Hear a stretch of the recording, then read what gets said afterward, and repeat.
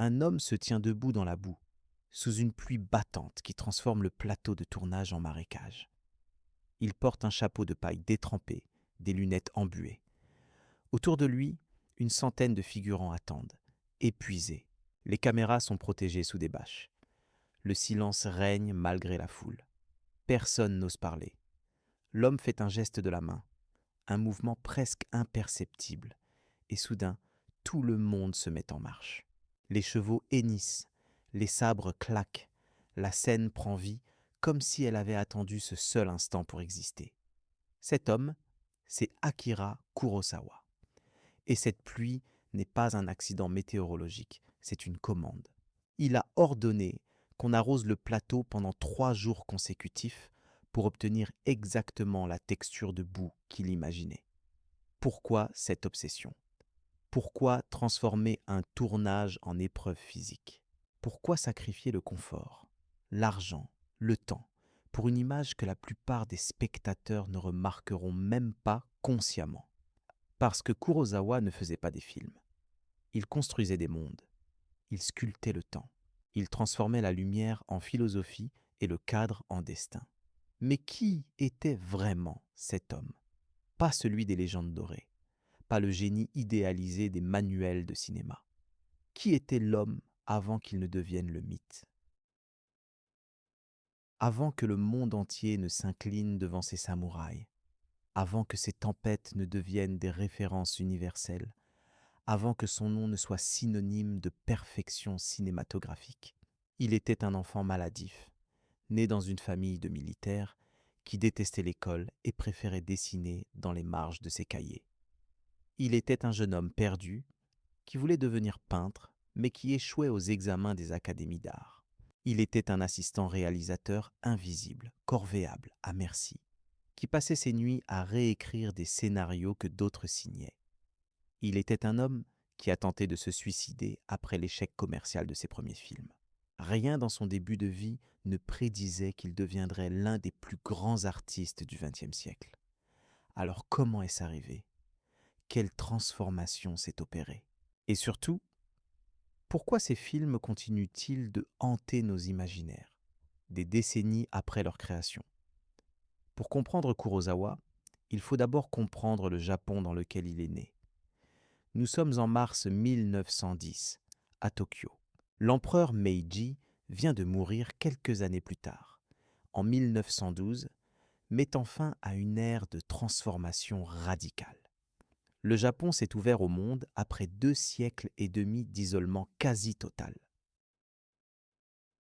Des trains traversent maintenant le pays. Des usines crachent de la fumée. Des étudiants japonais reviennent d'Europe avec des idées nouvelles sur l'art, la politique, la science. Mais ce changement brutal crée aussi des fissures profondes dans la société. Les samouraïs ont perdu leur statut, leurs privilèges, leur raison d'être. Les traditions millénaires sont bousculées par la modernité. Les villes se transforment à une vitesse vertigineuse, tandis que les campagnes restent figées dans des rituels ancestraux. C'est dans cette tension, dans cet écartèlement entre passé et futur, que Kurosawa va grandir. Son père, Isamu Kurosawa, est un ancien militaire devenu directeur d'une école de formation pour l'armée. C'est un homme rigide, discipliné, mais étrangement ouvert d'esprit pour son époque. Il emmène ses enfants voir des films étrangers, une rareté à l'époque. Il leur montre des films américains, des westerns, des comédies de Charlie Chaplin.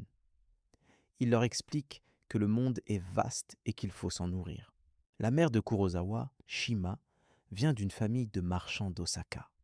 Elle est douce, discrète, presque effacée dans les souvenirs que le cinéaste laissera d'elle. Mais c'est elle qui lui transmet l'amour des histoires, des contes traditionnels japonais qu'elle raconte le soir, assise près du brasero, sa voix monotone créant une atmosphère hypnotique. Kurosawa a 3 frères et une sœur. L'un de ses frères, Heigo, aura une influence déterminante sur sa vie. Heigo est plus âgé de 4 ans. Il est brillant, charismatique, rebelle. Il dévore les livres, apprend plusieurs langues, s'intéresse au cinéma avec une passion dévorante. Dans les années 1920, Le cinéma muet connaît son âge d'or au Japon, mais les films sont accompagnés par des benshi, ces conteurs qui se tiennent à côté de l'écran et narrent l'histoire, donnent des voix aux personnages, ajoutent des commentaires. Eigo devient benshi, l'un des meilleurs de Tokyo. Il gagne bien sa vie, fréquente les artistes, les intellectuels, les marginaux. Il emmène son petit frère Akira voir des films, des dizaines, des centaines de films. Des films japonais, bien sûr, mais aussi des films allemands, expressionnistes, des films soviétiques révolutionnaires, des films français impressionnistes. Heigo lui explique tout. Comment le cadrage crée du sens, comment le montage manipule le temps, comment la lumière sculpte les émotions. Pour le jeune Akira, le cinéma devient une révélation. Mais ce n'est pas encore une vocation. Il veut toujours devenir peintre. Il passe des heures à dessiner, inspiré par les estampes japonaises traditionnelles, mais aussi par les impressionnistes français qu'il découvre dans des livres importés. Il aime Hokusai, il aime Hiroshige, mais il aime aussi Van Gogh. Il aime Cézanne. Cette double influence, cette capacité à puiser dans deux traditions esthétiques apparemment opposées, deviendra la signature de tout son travail futur. En 1927, Akira a 17 ans. Il se présente aux examens d'entrée de l'école des beaux-arts de Tokyo. Il échoue. L'année suivante, il retente sa chance. Nouvel échec. Ces rejections le blessent profondément. Il tombe dans une sorte de dépression silencieuse, passe des journées entières enfermé dans sa chambre, ne sachant pas quoi faire de sa vie. Son père s'inquiète mais ne le pousse pas. Heigo, lui, essaie de le secouer, de le faire sortir, de lui redonner goût à la vie. Mais en 1933, tout s'effondre. Le cinéma parlant arrive au Japon. Les benshi ne sont plus nécessaires. Du jour au lendemain, ils perdent leur travail, leur statut, leur identité. Eigo, qui vivait de son art, qui était reconnu et respecté, se retrouve sans rien. Il sombre dans l'alcoolisme. Il devient amer, violent parfois. Et puis, un matin de janvier, on le retrouve mort dans sa chambre, aux côtés de sa maîtresse. Double suicide. Akira a 23 ans. Il perd celui qui était son guide, son mentor, son lien avec le monde de l'art et du cinéma. Ce deuil va marquer toute sa vie. Dans presque tous ses films, il y aura une figure de mentor. Un homme plus âgé qui transmet son savoir à un plus jeune et qui disparaît, laissant le jeune homme seul face à ses responsabilités. Cette obsession pour la transmission, pour la filiation spirituelle, pour la perte et la continuité, tout cela naît dans la douleur de cette mort. Mais paradoxalement, c'est aussi cette mort qui pousse Kurosawa vers le cinéma, comme s'il devait accomplir le rêve brisé de son frère. En 1936, il voit une annonce dans un journal. Les studios PCL, qui deviendront plus tard la Toho, cherchent des assistants réalisateurs. Kurosawa postule, sans grande conviction. Il envoie un scénario qu'il a écrit, une histoire banale sur un judoka. Contre toute attente, il est accepté. Il entre dans le monde du cinéma par la petite porte, comme tant d'autres, sans savoir encore qu'il en deviendra l'un des maîtres absolus. Les premières années dans les studios sont difficiles. Kurosawa n'est qu'un parmi des dizaines d'assistants. Il fait tout.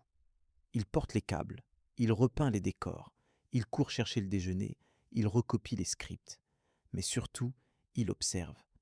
Il regarde comment les réalisateurs travaillent, comment ils parlent aux acteurs, comment ils choisissent leurs angles de caméra. Il remarque que beaucoup d'entre eux travaillent de manière routinière, sans vraie réflexion, reproduisant des formules éprouvées. Cela le déçoit, mais cela l'instruit aussi. Il comprend ce qu'il ne veut pas faire. Sa vraie formation commence quand il rencontre Kajiro Yamamoto, un réalisateur respecté, connu pour ses comédies populaires, mais aussi pour son sérieux professionnel. Yamamoto repère rapidement Kurosawa. Il voit en lui quelque chose de différent, une capacité d'analyse, une rigueur, une vision. Il en fait son assistant principal. Pendant près de 6 ans, de 1936 à 1942, Kurosawa va apprendre le métier aux côtés de Yamamoto. Il écrit des scénarios avec lui, il prépare les décors, il discute du montage. Yamamoto lui enseigne une leçon fondamentale. Un film ne se fait pas seulement pendant le tournage, il se fait avant, dans la préparation minutieuse, dans l'écriture précise, dans la visualisation mentale de chaque plan. Kurosawa absorbe tout. Il remplit des carnets de croquis, dessinant chaque scène avant de la tourner, une pratique qu'il conservera toute sa vie. Ces dessins ne sont pas de simples storyboards techniques, ce sont de véritables œuvres, des compositions élaborées où la lumière, la couleur, la position des corps créent déjà l'émotion du plan. Pour Kurosawa, le cinéma est d'abord une affaire de peinture en mouvement. Mais l'apprentissage ne se fait pas que dans les studios. Kurosawa dévore les films. Il va au cinéma plusieurs fois par semaine. Il voit tout ce qui sort, du meilleur au pire. Il étudie les films américains, en particulier les westerns de John Ford, qu'il admire pour leur sens de l'espace et leur poésie visuelle. Il étudie les films français, surtout les œuvres de Jean Renoir, qu'il considère comme le plus grand cinéaste vivant, pour son humanisme et sa fluidité. Il étudie les films soviétiques, notamment ceux d'Eisenstein, pour leur puissance de montage. Et bien sûr, il étudie les films japonais, les œuvres des maîtres du cinéma muet, les drames historiques, les films de geisha, les adaptations de théâtre no. Il comprend que chaque tradition cinématographique a ses forces et que le vrai génie consiste à les fusionner, à créer une synthèse personnelle qui transcende les frontières culturelles. Pendant ce temps, le Japon bascule dans la guerre. L'invasion de la Chine en 1937, puis l'expansion militaire dans toute l'Asie du Sud-Est. Enfin, l'attaque de Pearl Harbor en décembre 1941. Le pays entre dans une période de militarisme exacerbé, de censure totale, de propagande étouffante. Le cinéma est mis au service de l'effort de guerre. On exige des films patriotiques, des films qui glorifient les soldats, qui encouragent les sacrifices, qui diabolisent les ennemis. Kurosawa se retrouve dans une position inconfortable. Il veut faire des films, c'est maintenant sa seule ambition, mais il ne veut pas faire de la propagande. Il cherche des compromis, des zones grises. En 1943, à 33 ans, il réalise enfin son premier film en tant que réalisateur. Sugata Sanshiro, l'histoire d'un jeune homme qui apprend le judo et qui, à travers cet apprentissage, découvre la discipline, l'humilité, le contrôle de soi. Le film est remarquable pour un premier essai. On y voit déjà la signature de Kurosawa, des compositions visuelles audacieuses, un sens du rythme inhabituel, une attention aux détails qui élève le banal en épique. Il y a une scène en particulier où le héros médite toute la nuit dans un étang, immobile, et où l'aube se lève lentement, transformant l'eau noire en surface argentée, et où une fleur de lotus s'ouvre. Cette scène, d'une beauté contemplative, annonce le Kurosawa à venir, celui qui saura filmer la nature non comme un décor, mais comme une force agissante, comme un miroir de l'âme humaine. Le film connaît un succès correct. Les autorités militaires l'apprécient parce qu'il valorise les arts martiaux japonais, cette discipline qui forge les guerriers. Mais Kurosawa, lui, ne filme pas un hymne à la violence. Il filme un parcours initiatique, une transformation intérieure. C'est son premier acte de résistance subtile. Utiliser les codes acceptés pour dire autre chose. Il enchaîne rapidement avec une suite, puis avec d'autres films pendant les années de guerre. Ces films sont inégaux, souvent bridés par la censure, mais ils permettent à Kurosawa d'affiner sa technique, de gagner en assurance. Il apprend à diriger des acteurs, à gérer des équipes de plus en plus grandes, à négocier avec des producteurs méfiants. Il apprend aussi la frustration, celle de ne pas pouvoir faire exactement ce qu'il veut, de devoir s'auto-censurer, de devoir édulcorer ses idées. Cette frustration va exploser après la guerre. Le 6 août 1945, une bombe atomique est larguée sur Hiroshima. Le 9 août, une seconde sur Nagasaki. Le 15 août, l'empereur Hirohito annonce la capitulation du Japon. Le pays est dévasté, humilié, occupé par les forces américaines. Des millions de morts, des villes entières rayées de la carte, une économie en ruine, une population traumatisée. Mais cette défaite, aussi terrible soit-elle, libère aussi quelque chose. La possibilité de penser autrement, de créer autrement, de remettre en question tout ce qui avait été imposé comme vérité indiscutable pendant des années. Pour Kurosawa, c'est une renaissance. La censure militaire disparaît, remplacée par la censure américaine. Certes, mais qui est plus souple, plus prévisible. Les occupants américains encouragent même certaines formes d'expression, notamment celles qui critiquent le militarisme japonais, qui promeuvent la démocratie, qui valorisent les droits des femmes. Kurosawa va saisir cette opportunité avec une énergie formidable. Entre 1946 et 1950, il réalise 6 films qui vont progressivement affirmer sa vision. Ces films explorent tous, d'une manière ou d'une autre, la question de la reconstruction. Comment se reconstruire après la catastrophe? Comment retrouver une dignité après l'humiliation? Comment créer du sens dans un monde qui semble en avoir perdu? Le film le plus important de cette période, celui qui va faire de Kurosawa une figure majeure au Japon, c'est L'Ange ivre, sorti en 1948. C'est un film noir, violent, qui se déroule dans les ruines de Tokyo d'après-guerre. L'histoire suit un médecin alcoolique qui tente de sauver un jeune yakuza tuberculeux. Le médecin est joué par Takashi Shimura, un acteur sobre et intense qui deviendra l'un des piliers du cinéma de Kurosawa. Le yakuza est joué par un jeune acteur encore inconnu, massif, explosif, qui va littéralement voler le film, Toshiro Mifune. La rencontre entre Kurosawa et Mifune est l'une de ces collaborations légendaires qui traversent l'histoire du cinéma. Mifune a 28 ans quand il auditionne pour L'Ange ivre. Il sort de l'armée, il n'a aucune formation d'acteur, mais il a une présence physique incroyable et une capacité à exprimer la rage, la vulnérabilité, la complexité d'un personnage avec une intensité brute. Kurosawa le voit jouer quelques minutes et sait immédiatement qu'il a trouvé son acteur fétiche. Pendant les 16 années suivantes, ils vont tourner 16 films ensemble, une collaboration artistique d'une richesse extraordinaire. Mifune devient le corps à travers lequel Kurosawa exprime ses obsessions. La violence et sa maîtrise, l'animalité et la civilisation, l'impulsion et le contrôle. Dans L'Ange ivre, Mifune joue un personnage qui tousse du sang, qui se bat dans les ruelles boueuses, qui oscille entre la brutalité et la fragilité. Kurosawa filme ce corps comme une force de la nature, comme un volcan qui peut exploser à tout moment. Et en même temps, il filme la relation entre le médecin et le yakuza comme une forme de filiation. Un homme plus âgé qui tente de transmettre quelque chose à un homme plus jeune. Même si ce dernier résiste, même si cette transmission est douloureuse, imparfaite. Le film est un succès critique et public. On commence à parler de Kurosawa comme d'un cinéaste important, comme quelqu'un qui a une vision personnelle.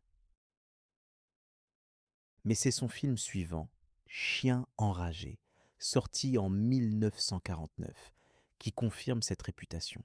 C'est encore un film noir, encore une histoire qui se déroule dans le Tokyo d'après-guerre, mais cette fois, le héros est un jeune policier qui perd son arme dans un tramway bondé et qui doit la retrouver avant qu'elle ne serve à commettre des crimes. Le film est une descente dans les bas-fonds de la ville, une exploration de la pauvreté, du désespoir, du marché noir, de la prostitution, de tous ces phénomènes qui explosent après la défaite.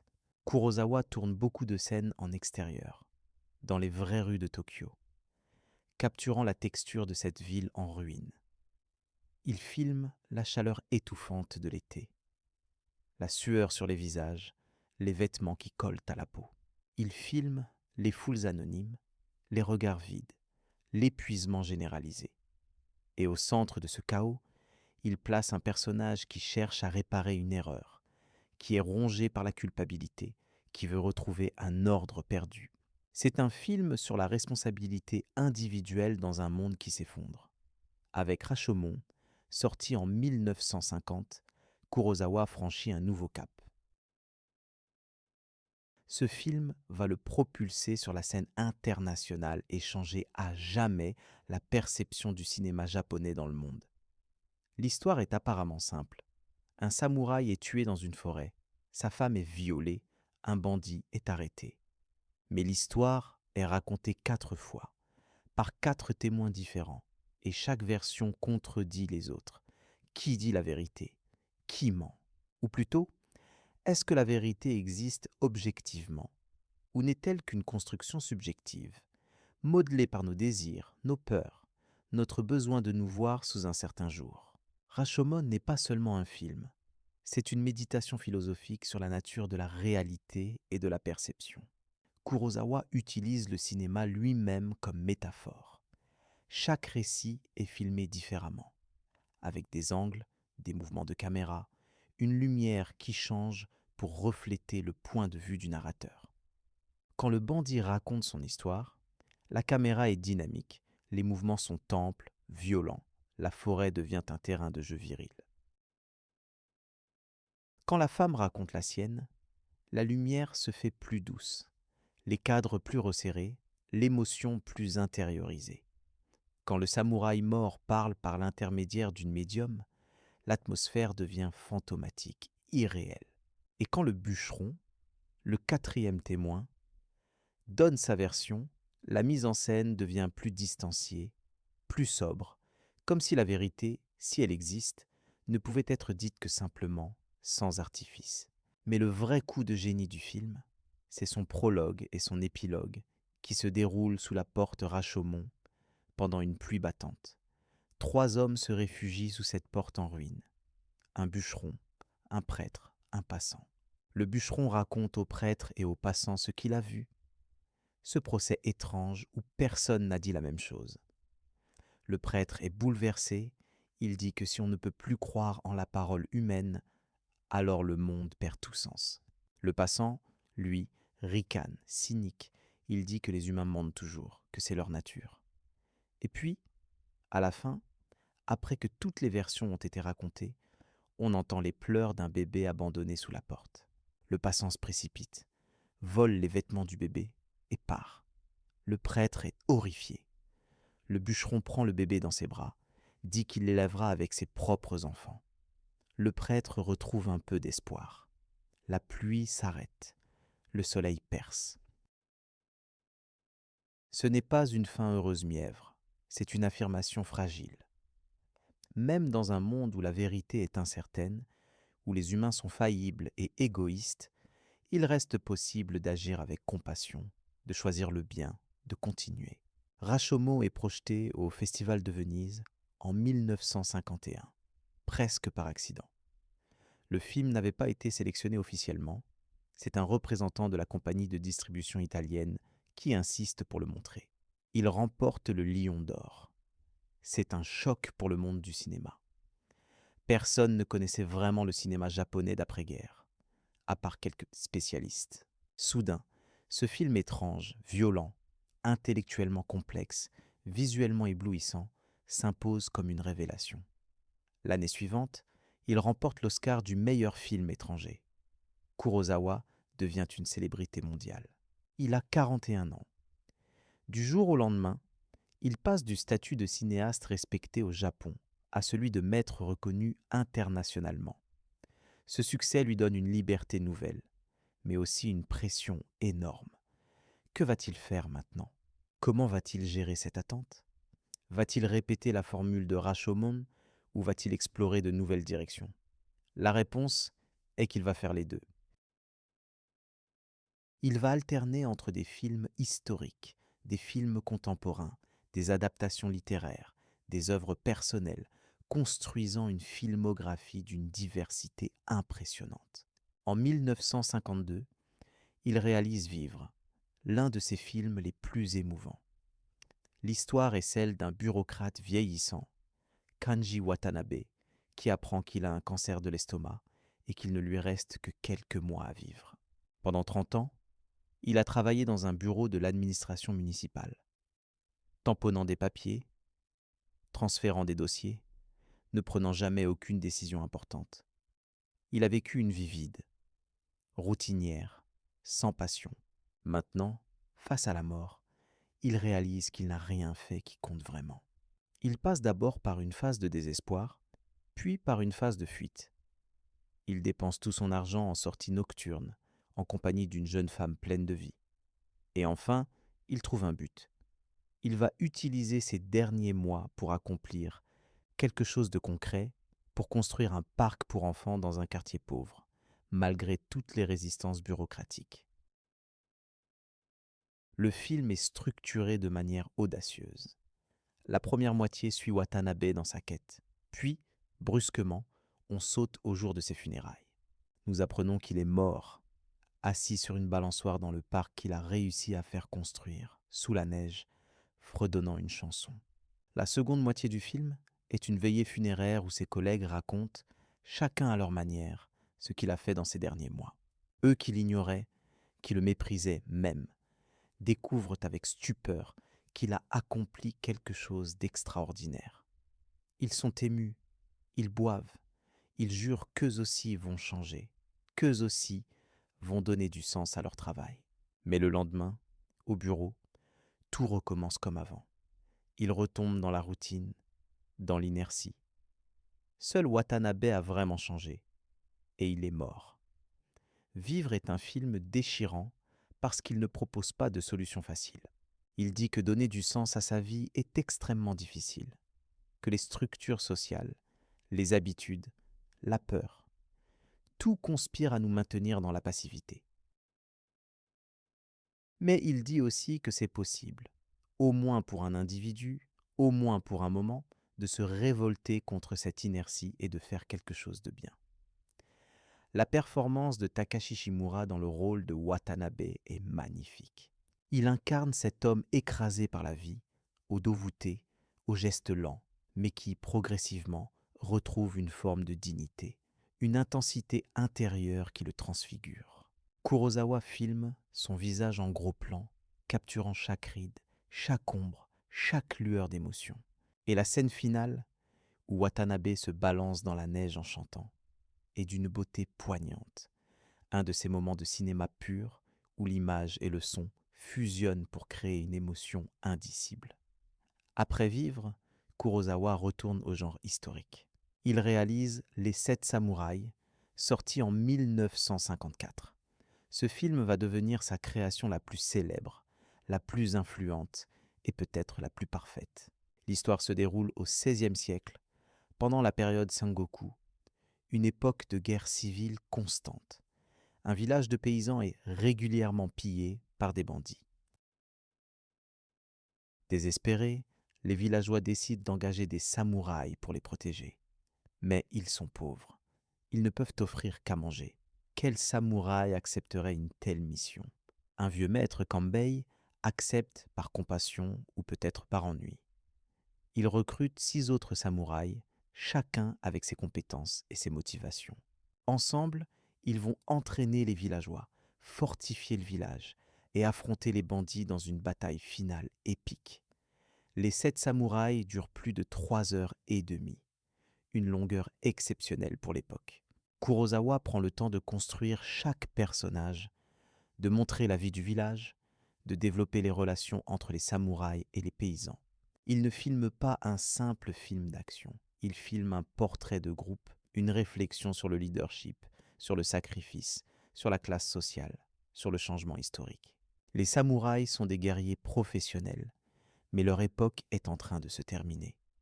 Les armes à feu commencent à apparaître, rendant leur expertise à l'épée obsolète. Ils se battent avec honneur, avec courage, mais ils savent que le monde n'a plus besoin d'eux. À la fin du film, après la victoire, les paysans retournent à leurs champs, plantent le riz, chantent. 3 des samouraïs sont morts, les 4 autres partent, sans récompense, sans gloire. Kambei regarde les tombes de ses compagnons et dit Nous avons perdu encore une fois. C'est les paysans qui ont gagné. Pas nous. C'est une fin mélancolique qui refuse le triomphalisme habituel des films d'action. Kurosawa filme la guerre, non comme une aventure glorieuse, mais comme une nécessité tragique qui broie ceux qui y participent. Le tournage des Sept Samouraïs est légendaire. Il dure presque un record pour un film japonais. Kurosawa a construit un village entier, avec de vraies maisons, de vrais champs. Il insiste pour que les acteurs vivent dans le village avant le tournage, pour qu'ils s'imprègnent de l'atmosphère, qu'ils comprennent la vie des paysans.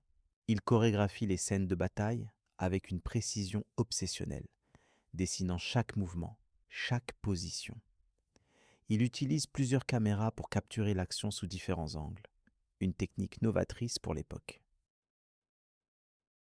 Il tourne des milliers de mètres de pellicule, qu'il monte ensuite avec une rigueur implacable. Le résultat est un film d'une fluidité et d'une puissance visuelle extraordinaire. Les scènes de bataille, surtout la bataille finale sous une pluie battante, sont d'une intensité rarement égalée. On voit les corps qui luttent dans la boue, les sabres qui étincellent, les chevaux qui chargent, et au milieu de ce chaos, Kurosawa garde toujours une clarté narrative.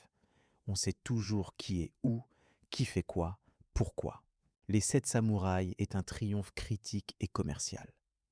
Il devient immédiatement un classique au Japon et, lorsqu'il sort à l'étranger, il fascine les cinéastes du monde entier. John Sturges en fera un remake sous forme de western, Les Sept Mercenaires, en 1960. George Lucas et Francis Ford Coppola citeront le film comme une influence majeure. Mais au-delà de son influence directe, Les Sept Samouraïs établit un modèle, celui du film choral, où un groupe hétéroclite se rassemble pour accomplir une mission impossible, où chaque membre a sa personnalité, ses compétences, et où le collectif devient plus fort que la somme des individus. Ce modèle sera repris des centaines de fois, dans tous les genres, dans toutes les cultures. Kurosawa enchaîne les chefs-d'œuvre. Le Château de l'Araignée, en 1957, est une adaptation de Macbeth de Shakespeare, transposée dans le Japon médiéval. Kurosawa transforme la tragédie élisabéthaine en un cauchemar visuel, filmé dans des brouillards épais, avec des décors inspirés du théâtre No, des mouvements stylisés, une atmosphère oppressante. La scène où Lady Macbeth, rebaptisée Asaji, tente de laver le sang imaginaire de ses mains est filmée en plan fixe, dans une pièce presque vide, avec une intensité hypnotique. La scène finale, où Washizu, le Macbeth japonais, est transpercé par des centaines de flèches tirées par ses propres soldats, est d'une violence chorégraphiée avec une précision hallucinante.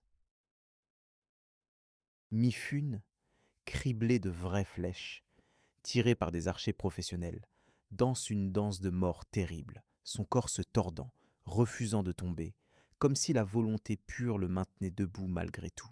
Les bas-fonds, sorti la même année, est une adaptation de Gorky, situé dans un taudis de Tokyo.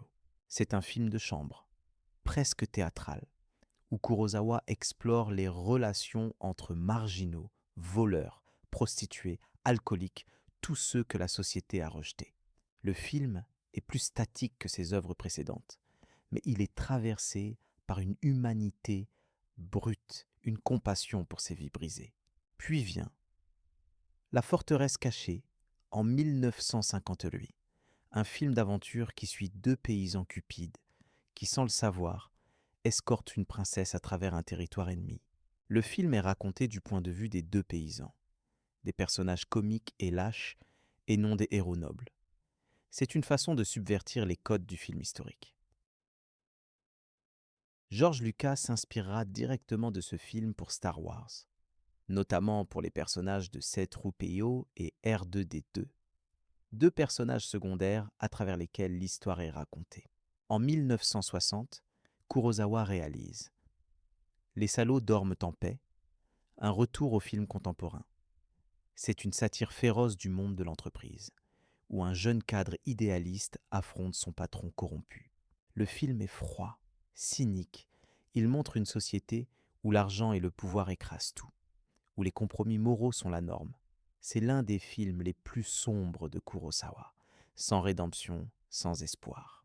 Mais c'est Yojimbo, sorti en 1961, qui va marquer un tournant. C'est un film de samouraï, mais traité presque comme une comédie noire. Mifune joue un ronin, un samouraï sans maître, qui arrive dans une ville où deux gangs se font la guerre.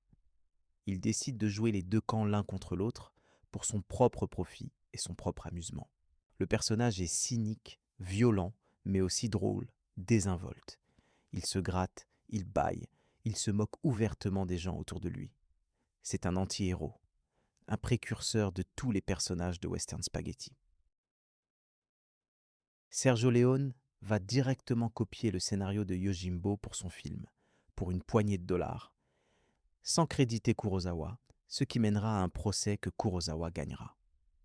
Mais au-delà du plagiat, l'influence est immense. Le Clint Eastwood de Leone, l'homme sans nom, c'est Mifune dans Yojimbo.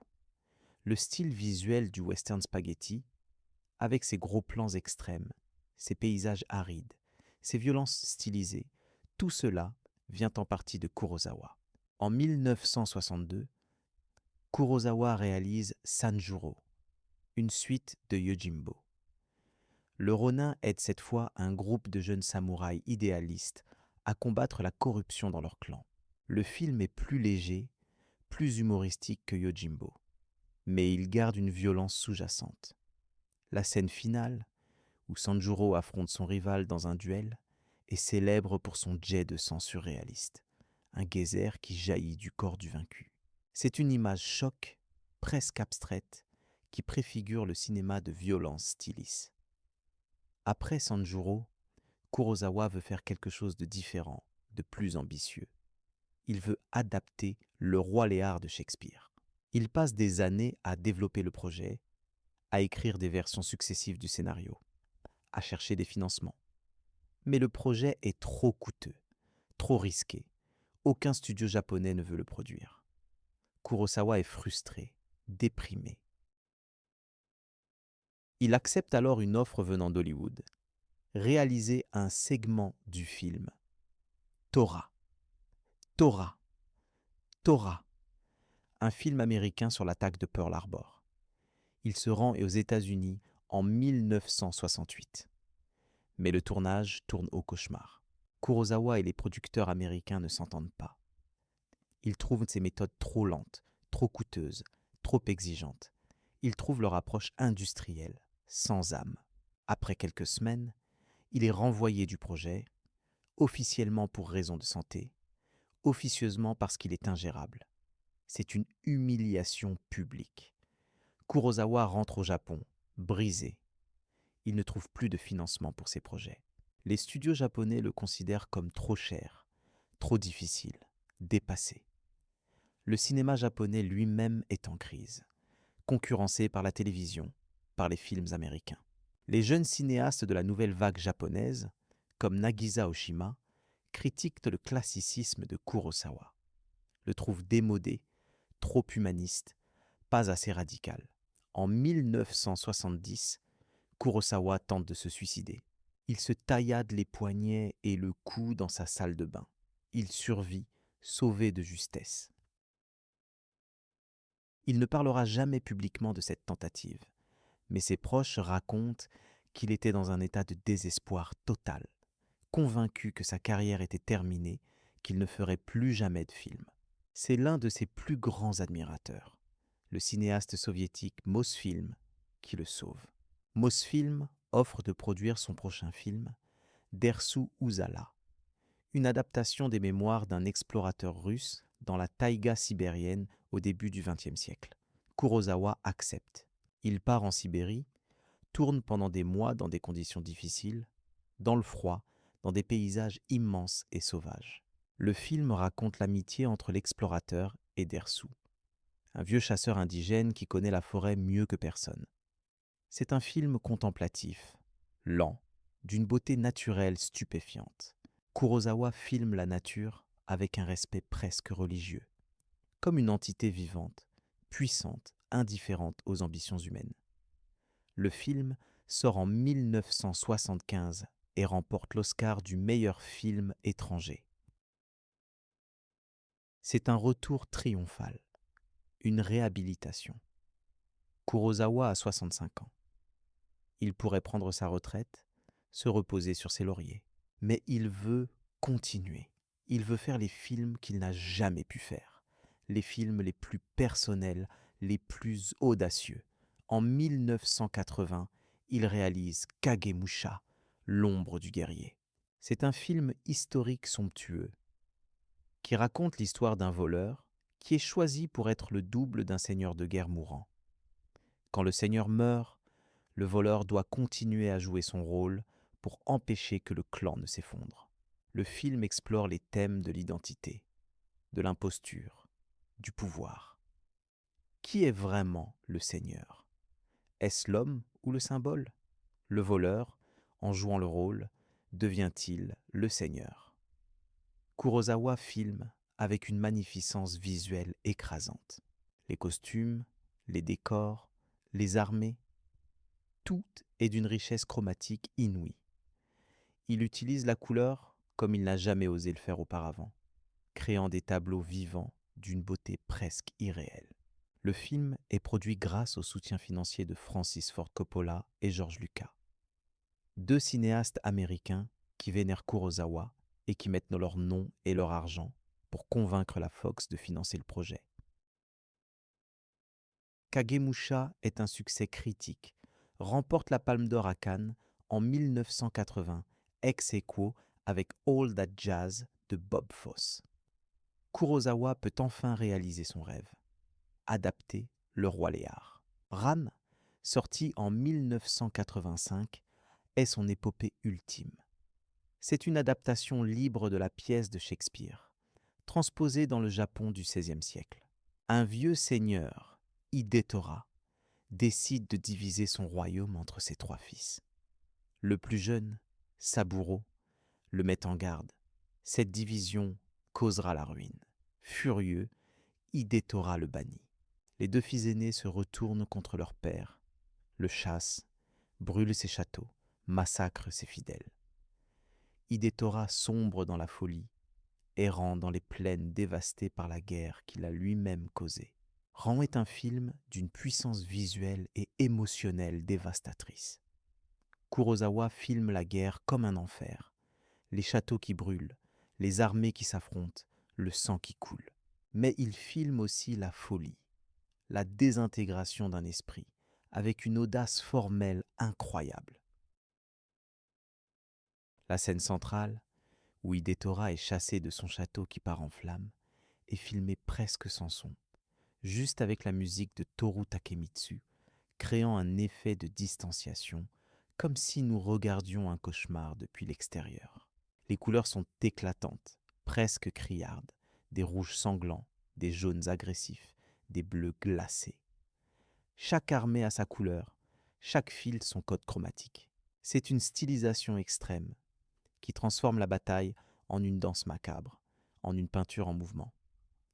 Ran coûte une fortune, c'est le film le plus cher de l'histoire du cinéma japonais à l'époque.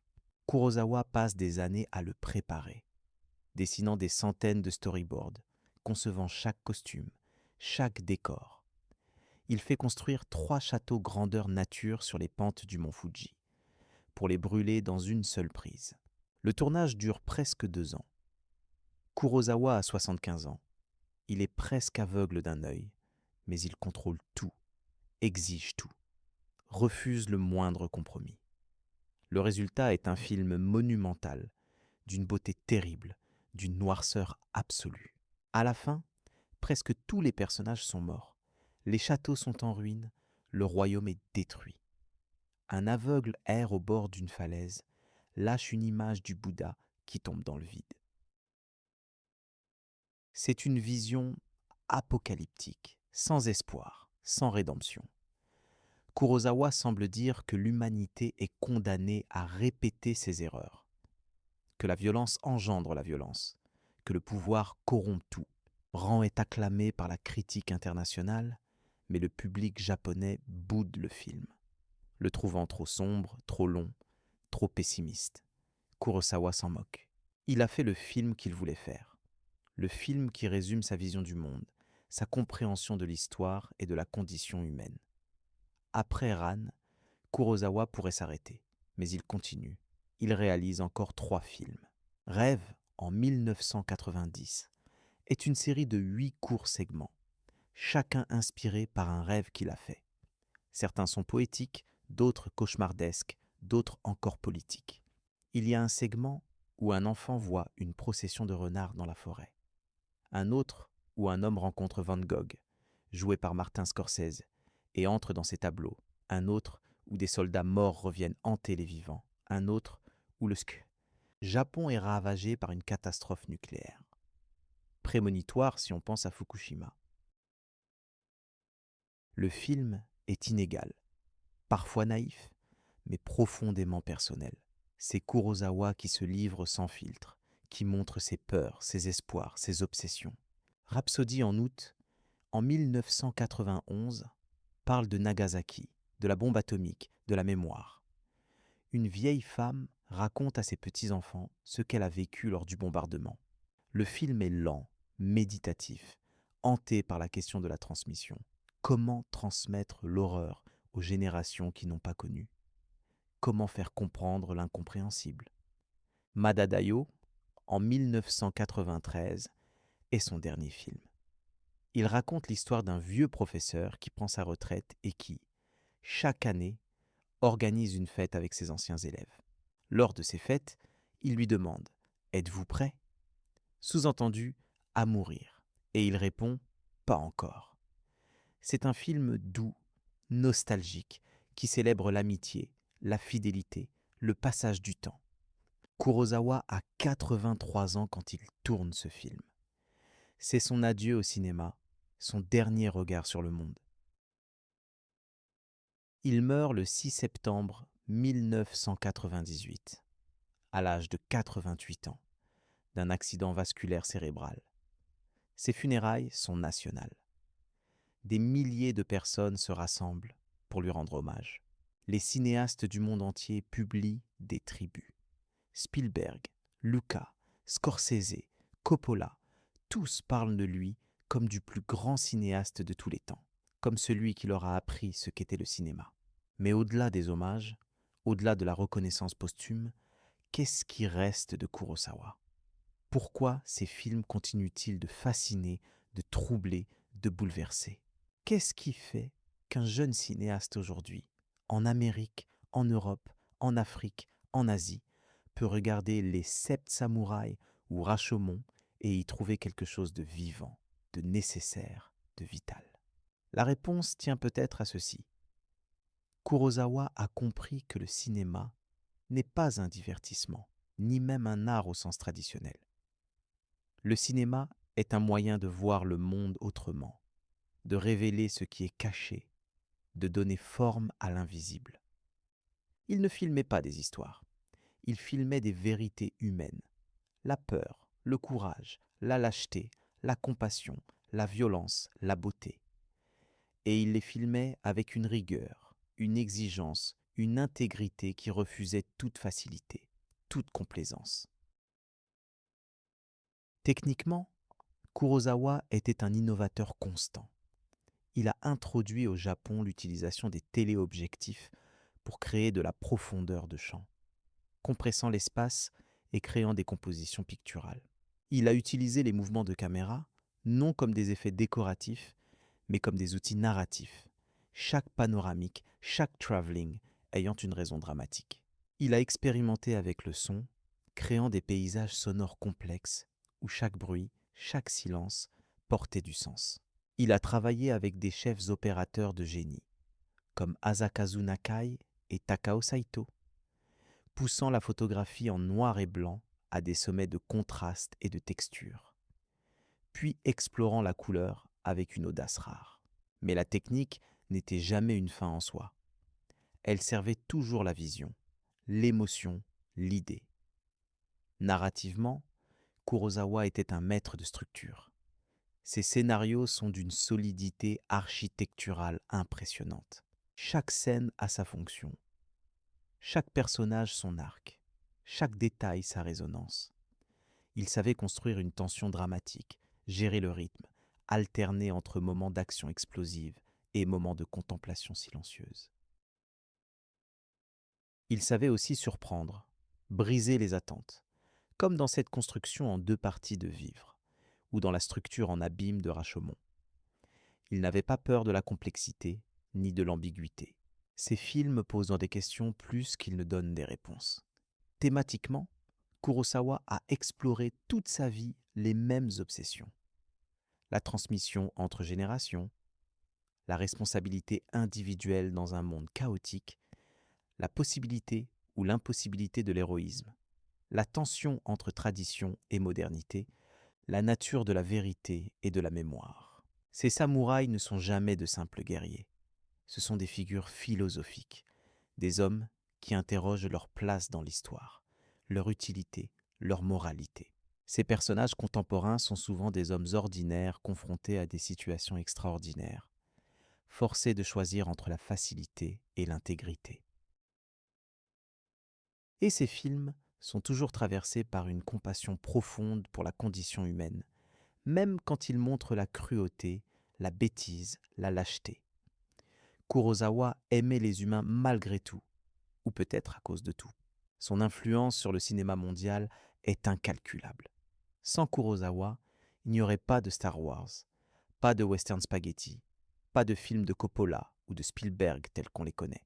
Il a montré qu'on pouvait faire du cinéma populaire sans être simpliste, qu'on pouvait faire du cinéma d'auteur sans être hermétique. Il a prouvé qu'un film pouvait être à la fois spectaculaire et profond, divertissant et intelligent, accessible et exigeant. Il a ouvert la voie à toute une génération de cinéastes qui ont compris que le cinéma était un langage universel, capable de transcender les frontières culturelles. Mais peut-être que l'héritage le plus important de Kurosawa est son éthique de travail, son intégrité artistique. Dans une industrie souvent dominée par les compromis, par les calculs commerciaux, par les modes passagères, Kurosawa est resté fidèle à sa vision. Il a refusé de faire des films qu'il ne croyait pas. Il a préféré ne pas tourner pendant des années plutôt que d'accepter des projets médiocres. Il a risqué sa carrière, sa santé, sa vie pour faire les films qu'il voulait faire. Cette intransigeance lui a coûté cher. Des décennies de lutte pour trouver des financements, des humiliations, une tentative de suicide. Mais elle lui a aussi permis de créer une œuvre cohérente, puissante, intemporelle. Chaque film de Kurosawa porte sa marque, sa personnalité, son regard unique sur le monde.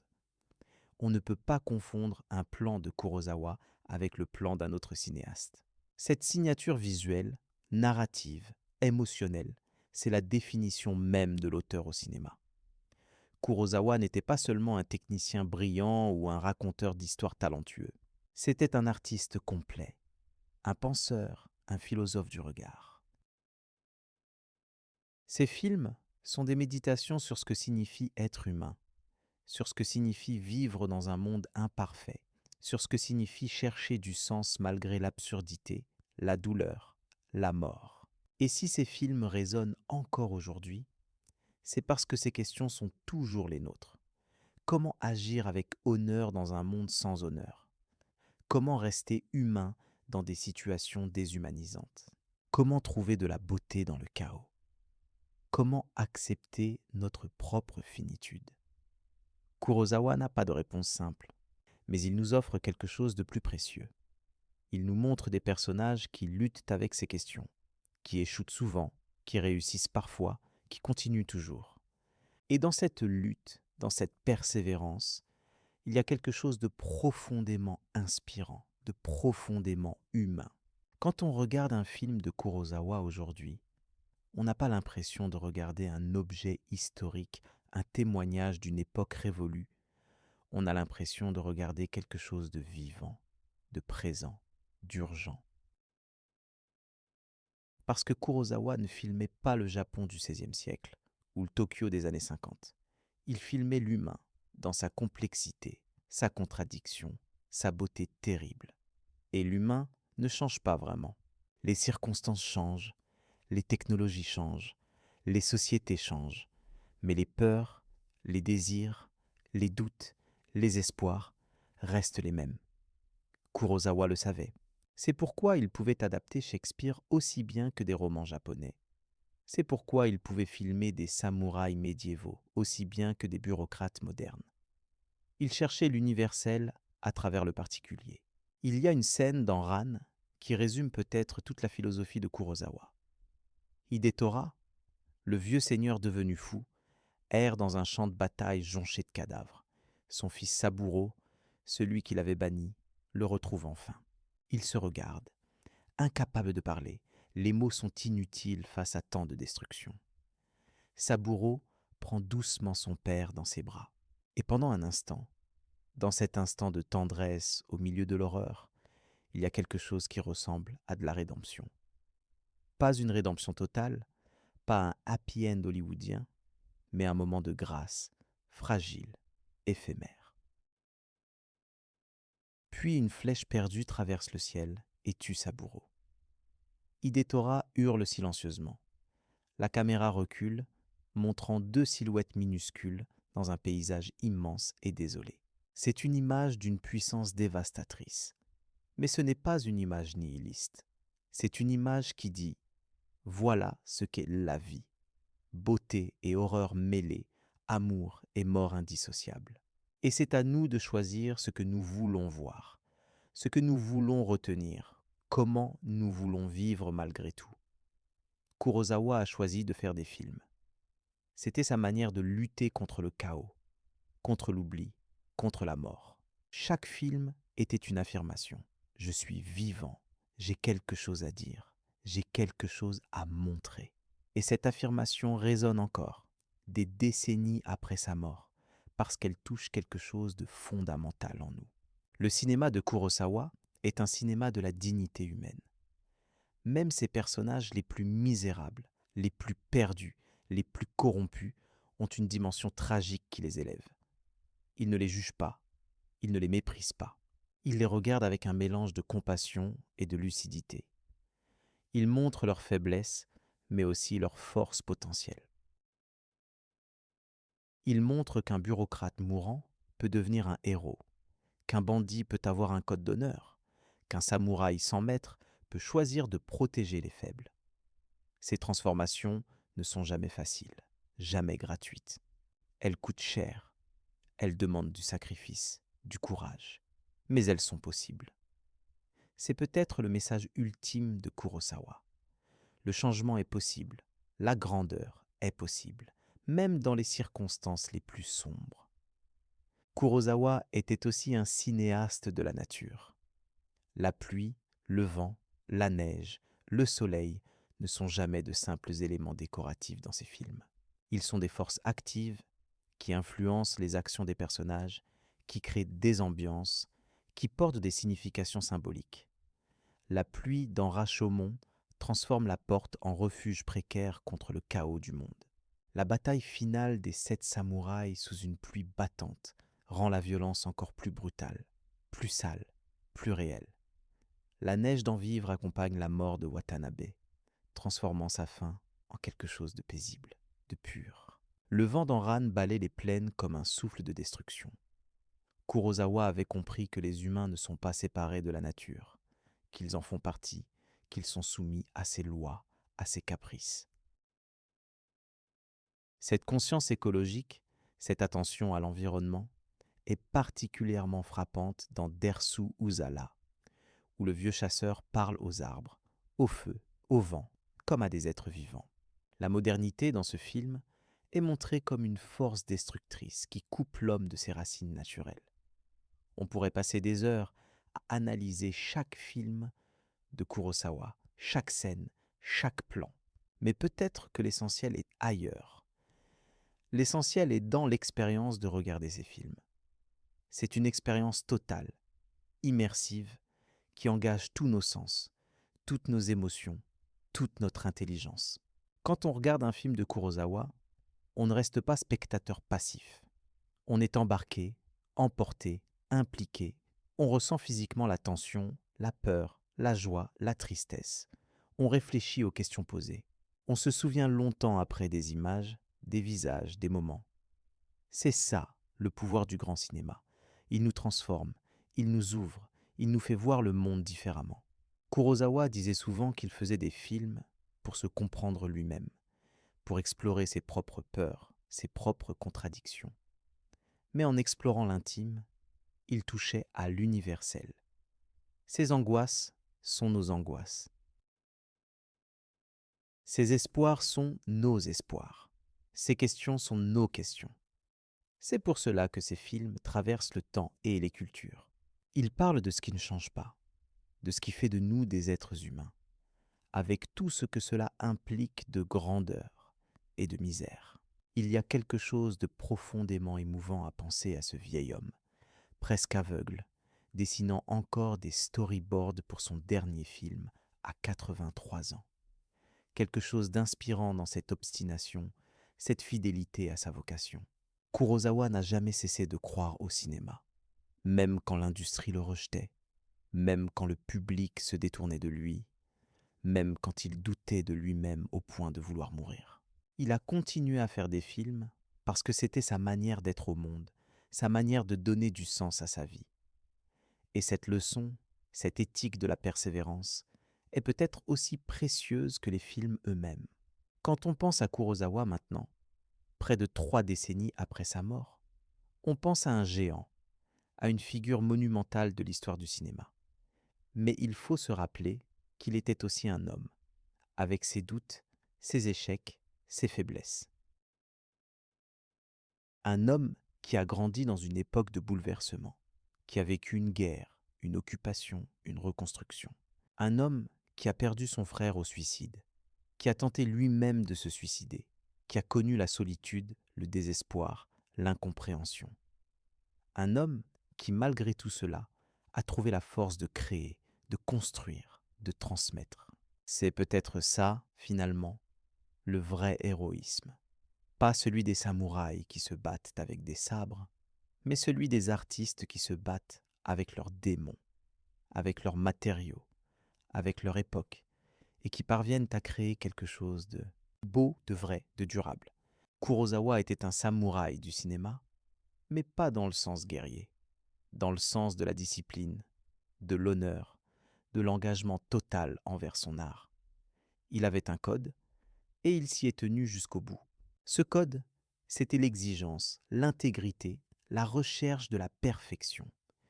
Non pas une perfection abstraite, académique, mais une perfection vivante, organique, qui naît de l'attention portée à chaque détail, à chaque nuance.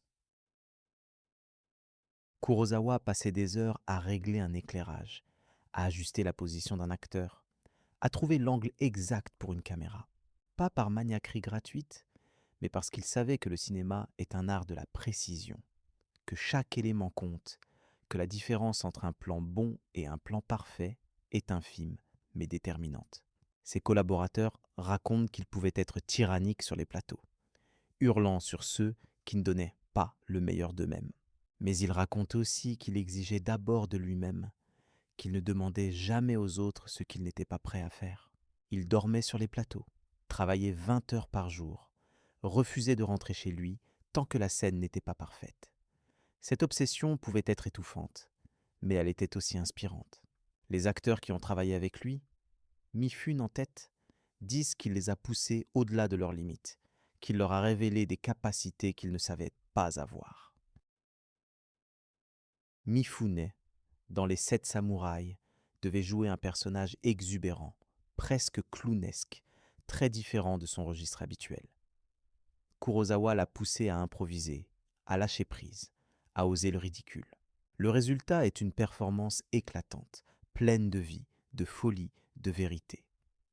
On a parfois reproché à Kurosawa son perfectionnisme, son refus du compromis. On a dit qu'il gâchait du temps, de l'argent, qu'il aurait pu faire plus de films s'il avait été moins exigeant. Mais c'est précisément cette exigence qui fait la qualité de son œuvre. Si Kurosawa avait été plus accommodant, plus pragmatique, il aurait sans doute eu une carrière plus facile. Mais il n'aurait pas créé Les 7 samouraïs, Rashomon, Ran. Ces films existent parce qu'un homme a refusé de transiger, à refuser de se satisfaire du presque bien, à refuser de faire des films juste pour faire des films. Il voulait faire des chefs-d'œuvre, et il savait que les chefs-d'œuvre ne naissent que pas du hasard, mais du travail, de l'obstination, du sacrifice. Il y a une phrase de Kurosawa qui est souvent citée. Dans un monde en proie au chaos, je suis le chaos moi-même, mais je cherche l'ordre. Cette phrase résume bien sa démarche. Il était conscient de la violence, de l'absurdité, de la confusion du monde. Il ne les niait pas, il ne les édulcorait pas. Mais il cherchait malgré tout à créer de l'ordre, à travers ses films, à travers la composition de ses plans, à travers la structure de ses récits. Le cinéma était pour lui une forme de résistance au chaos, une manière d'imposer une forme, un sens, une beauté, même temporaire, même fragile. Et cette quête d'ordre n'était pas une fuite de la réalité. C'était au contraire une manière de l'affronter, de la regarder en face, de la comprendre. Regarder ces films aujourd'hui, c'est entrer en contact avec cette quête. C'est voir un homme qui a essayé toute sa vie de donner forme à l'informe, de rendre visible l'invisible, de traduire en images ce qui ne peut pas être dit avec des mots. Et c'est se rendre compte que cette quête est aussi la nôtre, que nous aussi, à notre manière, nous cherchons du sens, de l'ordre, de la beauté dans nos vies chaotiques.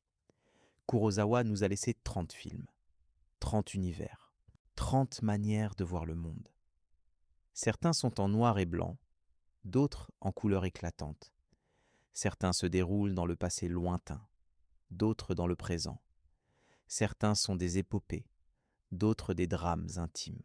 Mais tous portent sa marque, tous sont animés par la même passion, la même rage de créer, la même foi en le pouvoir du cinéma à nous toucher, à nous transformer, à nous élever. Akira Kurosawa, le samouraï du cinéma, le philosophe du cadre, n'est plus là depuis 26 ans. Mais ses films vivent encore et continueront de vivre tant qu'il y aura des écrans pour les projeter, des yeux pour les regarder, des cœurs pour les ressentir. Ils vivent parce qu'ils touchent à quelque chose d'essentiel, d'intemporel. Ils vivent parce qu'ils sont vrais. Et dans un monde saturé d'images, de contenus éphémères, de divertissements jetables, cette vérité est plus précieuse que jamais. Kurosawa nous rappelle que le cinéma peut être plus qu'un passe-temps, plus qu'une marchandise. Il peut être un art, une pensée, une expérience profonde. Il peut nous faire voir, sentir, comprendre. Il peut nous rappeler notre humanité.